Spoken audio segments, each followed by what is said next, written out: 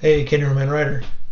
Day 6, looking at the results of yesterday's work and planning today.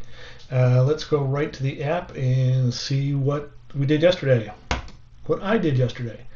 Map looks just the same. The work on the map was actually in the tooltips for all the different buttons, and everything is there.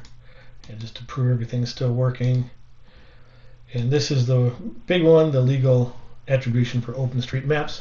It's now in, looks good. It could have had a bunch more logos down there, but I chose minimum, and it is what's needed. The big change was over here in the list view. List view is now sorted by people on my velocity vector. So it looks the same because that's the way I put in the test data without thinking in advance. But it's now internally, and I've sorted to be who's ahead of whom. So even though it says on my tail, this person is actually ahead of me. I'm on his tail. Way behind is actually way ahead by, 2 miles.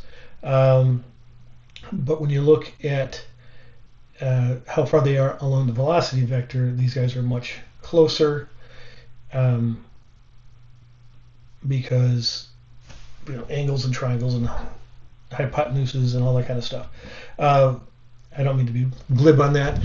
This distance is the hypotenuse.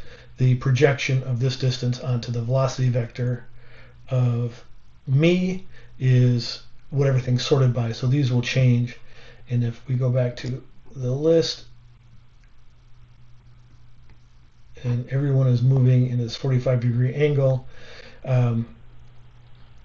the distance between is the hypotenuse of the triangle that goes along this velocity vector and the normal to it.